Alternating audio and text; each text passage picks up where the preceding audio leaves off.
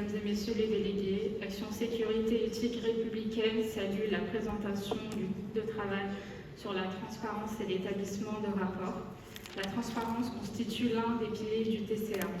En l'absence d'un mécanisme contraignant chargé de contrôler sa mise en œuvre, les rapports initiaux et les rapports annuels demeurent les principaux outils permettant aux États parties d'évaluer collectivement le respect de leurs engagements.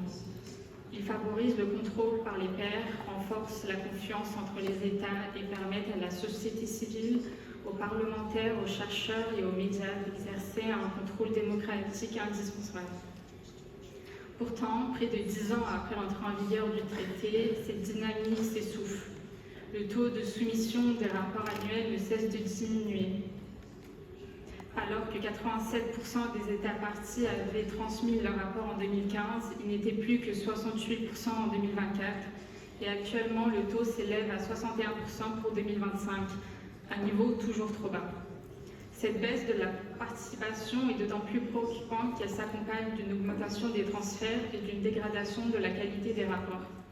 De plus en plus d'États comme la Chine et le Brésil choisissent encore de ne pas rendre leurs rapports publics. Parmi les 70 rapports soumis au secrétariat, 21 demeurent confidentiels.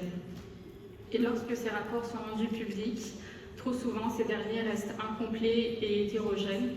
Ces lacunes réduisent la capacité de la communauté internationale à identifier les risques de détournement, à évaluer les conséquences des transferts et à vérifier que les obligations du traité sont effectivement respectées.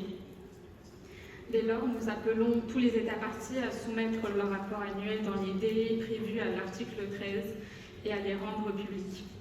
Nous encourageons également les États à utiliser pleinement le modèle de rapport élaboré par le groupe de travail en fournissant des informations détaillées. Enfin, nous encourageons les États, particulièrement l'Allemagne, la Grande-Bretagne et la France, à améliorer le contenu de leur rapport et à appliquer la transparence sur les transferts de munitions, pièces et composants dont l'importance peut avoir un impact direct sur les violations du droit international des droits humains. Merci, Madame la Présidente.